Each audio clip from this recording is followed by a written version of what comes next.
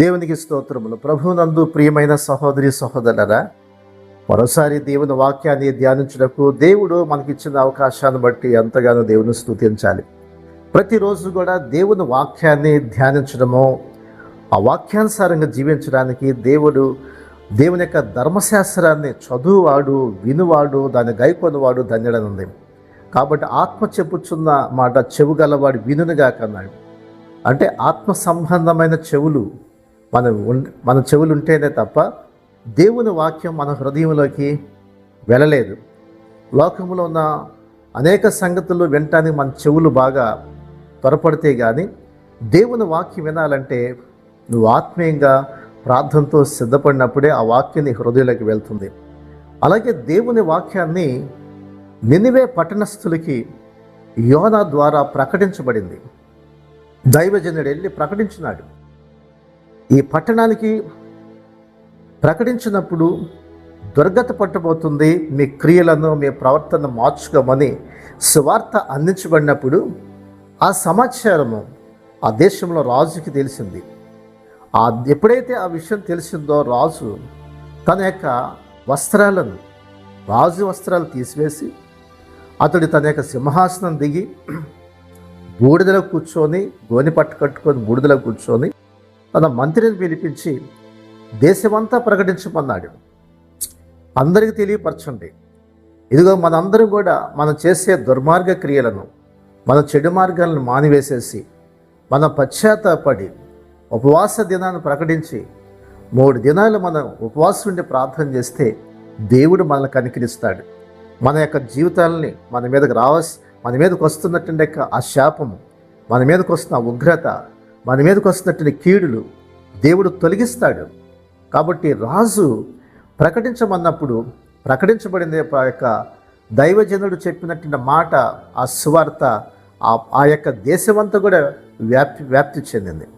ఎప్పుడైతే ఈ వాక్యం వెళ్ళిందో అందరూ కూడా చేసిన పని ఏంటంటే వాళ్ళ యొక్క దుర్మార్గ క్రియలను విడిచిపెట్టారు. మరి వాళ్ళు ఎలాగ ఉపవాసం ఉన్నారంటే 3 దినాలు అన్నపానాలు తీసుకోకుండా, అంతేకాకుండా వారి పశువులే కానీ మరి అందరూ కూడా ప్రతి ఒక్కరు కూడా ఒక ఉపవాసం అంటే మరి దేవుని యొక్క సన్నిధిలో ఏమి కూడా ఆహారం తీసుకోకుండా 3 దినాలు దేవుని సన్నిధిలో ఉండి వాళ్ళు ప్రార్థన చేయటం మొదలుపెట్టారు. మనుషులందరూ తమ యొక్క దుర్మార్గతలను విడిచి తాము చేయుచున్న బలత్కార్యములను మరి మానవలను అని ఎప్పుడైతే వారికి దేవుని వాక్యం హెచ్చరిక చేసిందో యోనా గ్రంథం 3వ అధ్యాయంలో మనం చూస్తాము. మనుషులందరూ తమ యొక్క దుర్మార్గములను విడిచి తాము చేయుచున్న బలత్కార్యములను మానివేయవలెను. మనుషులేమి, పశువులేమి సమస్తము గోనెపట్ట కట్టుకున్న వలన జనులు మనఃపూర్వకంగా దేవుని వేడుకొనమలని దూత నినివే పట్టణంలో చాటించి ప్రకటన చేశారు. దేవుని యొక్క ఎప్పుడైతే దేవుడు మనల్ని ఆయన పశ్చాత్తాపడతాడు, మనం కనుక పశ్చాత్తాపడినప్పుడు, మారు మనసు పొందినప్పుడు ఆ దూత ప్రకటించింది. ఎప్పుడైతే మనుషులందరూ కూడా తమ దుర్మార్గ క్రియలను విడిచి తాము చేస్తున్న బలత్కారమైనటువంటి కార్యాలను విడిచిపెట్టాలి. ప్రియ సహోదర సహోదరి, దేవుడు మన జీవితాల్లో అద్భుతాలు చేసే దేవుడై ఉన్నాడు, ఆశ్చర్యకార్యాలు చేసే దేవుడై ఉన్నాడు. దేవుని యొక్క సువార్త నీకు అందించబడుతుంది, ఆ పట్టణానికి అందించబడింది. ఒక దైవజనుడు ప్రకటిస్తున్నాడు, మీ క్రియలు మార్చుకోండి, మీ యొక్క బలత్కారమైన క్రియలను, మీ దుర్మార్గతలను విడిచిపెట్టండి, దేవుని యొక్క తీర్పు మీ మీదకి రాకున్నట్లుగా పశ్చాత్తాపండి. ఆ సంగతి ఆ పట్టణంలో రాజు మొదలుకొని అందరికీ తెలియపరచబడిందంటే వారు ఎంతగా మరి దేవుని యొక్క మాటకు లోబడ్డారో చూడండి. దేవుని వాక్యానికి లోబడ్డారు. రాజు తన సింహాసనాన్ని విడిచిపెట్టేశాడు, తన రాజు వస్త్రాలు తీసేశాడు, గోని పట్టు కట్టుకున్నాడు, బూడిదలో కూర్చున్నాడు. ఉపవాస దినం ప్రకటించబడింది. ప్రియులరా, మనం చేసే ప్రతి క్రియను దేవుడు చూస్తున్నాడు. మనలో మార్పును దేవుడు కోరుకుంటున్నాడు. ఆయన ఎవరు నశించుకోవటం ఆయన చిత్తం కాదు. మనం ఎప్పుడైతే పశ్చాత్తాపడతామో, మనలో ఉన్న అవిధేతలను మనం దిద్దుకుంటావో, నీ హృదయాన్ని ఎప్పుడైతే దేవునికి ఇస్తావో ఆయన కూడా మనసు మార్చుకుంటాడు నీ విషయంలో. కాబట్టి ఎప్పుడైతే వారు ప్రకటించబడిందో వారు చేసిన వారి క్రియలను దేవుడు చూశాడు. చూడండి, మరి యోనా గ్రంథం 3వ అధ్యాయం 10వ వచనంలో చూస్తే ఈ నినివే వారు తమ చెడు నడతలను మానుకొనగా, వారు చెడు నడతలను మానుకున్నారంట. వారి చేయుచున్న క్రియలను దేవుడు చూచి, వారి చేయుచున్న క్రియలను దేవుడు చూశాడు. చెడు నడతలను మానుకున్నారు. చెడు నడతలను విడిచిపెట్టాలి. దేవుడు నీ క్రియలను దేవుడు చూస్తాడు, నీ ప్రవర్తన దేవుడు చూస్తాడు, నీ నడవడి దేవుడు చూస్తాడు, నీలో మార్పుని దేవుడు చూస్తాడు. కాబట్టి వాళ్ళ యొక్క మార్పును చూశాడు దేవుడు ఆయన. కాబట్టి చెడు నడతలను మానేశారు. మరి నువ్వు ఎటువంటి నడతలు నడుస్తున్నావు, ఎలా ప్రవర్తిస్తున్నావు, ఎలాంటి వాటికి నువ్వు బానిసనైపోయినావు, నీ మార్గం ఎలా ఉంది?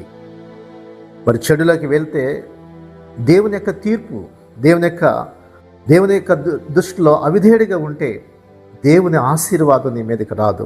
దేవుని సహాయం నువ్వు పొందలేవు, దేవుని కృప పొందలేవు. ఎప్పుడైతే నువ్వు పశ్చాత్తాపడతావో, ఎప్పుడైతే దేవుని తిరుగుతావో, అప్పుడు దేవుని కృప నీ మీదకి వస్తుంది. ఎప్పుడైతే వారి యొక్క నడతలు మానుకున్నారో వారి మీదకి రావాల్సినటువంటి కీడంతా తొలగిపోయింది. దేవుడు గమనిస్తున్నాడు కదా, దేవుడు చూస్తున్నాడు కదా, మన నడవడి చూస్తాడు, మన ప్రవర్తన చూస్తాడు. నువ్వు ఏ విధంగా పశ్చాత్తాపడుతున్నావో, ఏ విధంగా నీ నడతను మార్చుకుంటున్నావో, ఏ విధంగా నువ్వు సరిచేసుకొని నీ జీవితాన్ని పవిత్రంగా కాపాడుకుంటున్నావో దేవుడు గమనిస్తున్నాడు. కాబట్టి ఆయన కృప నీ మీదకి రావాలంటే పశ్చాత్తాపడాలి, సరిచేసుకోవాలి. ఒక దైవజనుడు ప్రకటించినప్పుడు ఆ పట్టణం అంతా కూడా మరి ప్రకటించబడి తమ దుర్మార్గతలు క్రియలను విడిచిపెట్టినప్పుడు, వారి మార్పును చూసినప్పుడు దేవుడు వారిని కనికరించి వారికి మీద రావాల్సిన ఉగ్రతను తప్పించి వారిని క్షమించి వారికి విడుదల కలుగు చేశాడు. దేవుడు ఎంతో గొప్ప దేవుడో చూడండి. ఆయన ఎంతో కృపగల దేవుడు, ఎంత ప్రేమగల దేవుడు. ఆయన ఏ ఒక్కరు కూడా నశించుకోవడం ఆయనకి ఇష్టం లేదు. నీవు నశించుకోవడం ఆయనకి ఇష్టం లేదు. నీలో మార్పును దేవుడు కోరుకుంటున్నాడు. నీ యొక్క క్రియలు, నా యొక్క చెడు క్రియలను, మార్పును ఆయన కోరుకుంటున్నాడు. ఎప్పుడైతే నువ్వు చెడుని విడిచిపెడతావో ఆయన నిన్ను కృపతో నిన్ను ఆవరిస్తాడు, ఆయన నీ సహాయం చేస్తాడు. దయచేసి ప్రార్థన చేసుకుందామా? పరిశుద్ధుడ, ప్రేమ గలతో నీ వాక్యం విందాం. మా ప్రియ సహోదరి సహోదరులందరూ ప్రార్థిస్తున్నాం. నినివే పట్టణస్థ ప్రజలు దైవజనుడి వాక్యం ప్రకటించినప్పుడు ఆ పట్టణం అంతా కూడా మార్పు చెందింది. దుష్టత్వాన్ని, దుర్నీతిని విడిచిపెట్టేసి ఉపవాస దినాలు ప్రకటించి వారి పశ్చాత్తాపడినప్పుడు రాజు మొదలుకొని ఆ దేశంలో ఉన్న వారందరూ కూడా తమ చెడు మార్గాలు విడిచిపెట్టినప్పుడు వారి క్రియల మీద చూసి వారిని క్షమించి వారి గొప్ప విమోచన కలుగు చేసావు నాయన. ప్రభు నాయన, మాలో మార్పుని మీరు కోరుకుంటున్నారు. మాలో నాయన నీ సత్యంలో నడవాలని, నీతిలో నడవాలి మీరు ఆశిస్తున్నారు. కాబట్టి ప్రతి ఒక్కరు కూడా మారు మనసు పొంది రక్షించబడ్డ సహాయం చేయండి. కృప చూపించి సహాయం చేయమని యేసయ్య నామమున అడుగుచున్నాం తండ్రి, ఆమేన్. ఈ శ్రేష్టమైన సందేశం మీకు దీవెనకరంగా ఉంటే 10 మందికి షేర్ చేయండి, లైక్ చేయండి, మంచి కామెంట్ పెట్టండి.